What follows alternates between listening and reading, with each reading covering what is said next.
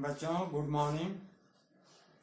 जैसा कि आपको मैंने पहली कक्षा में बतलाया था कि जीवन क्षणभंगुर है, नाशवान है।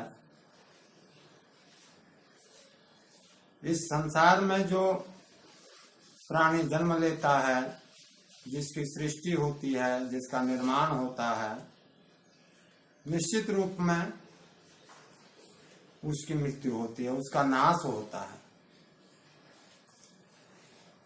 कवियत्री द्वितीय अनुच्छेद में यह बतलाने का प्रयास करती है कि अत्यधिक सांसारिक जीवन का भोग करने से और अत्यधिक आध्यात्मिक जीवन की तरफ अग्रसर होने से व्यक्ति के मन में अहंकार उत्पन्न होता है।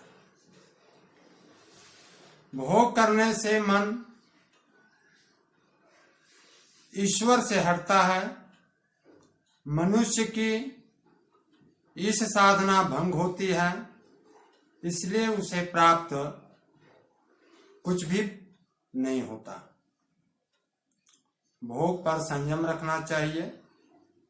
तपस्या का जीवन जीने से मनुष्य स्वयं को बड़ा त्यागी महात्मा मानता है।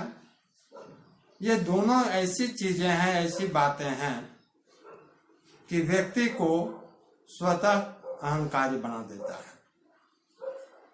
उसके अंतर्मन में अहंकार का जन्म हो जाता है। अतः कवियत्री यह शिक्षा देना चाहती हैं कि संभाव की स्थिति बनाकर व्यक्ति अपना जीवन निर्वाह करे। इससे ईश्वर का जो द्वार है वह खुल जाता है, मोक्ष की प्राप्ति हो जाती है, प्राणी को मुक्ति मिलती है। कवियत्री की अभिव्यक्ति है कि सांसारिक भोगों में अत्यधिक मत लीन रहो। भोगों से कुछ प्राप्त नहीं होता, न ही भोग के विरुद्ध त्याग और तपस्या का जीवन ही अपना पाता है। इससे मन में अहंकार उत्पन्न होगा। अतः हे मनुष्यों, भोग और त्याग के मध्य का जो मार्ग है, जिसको हम लोग मध्यम मार्ग कहते हैं, अपना कर करके चलना चाहिए।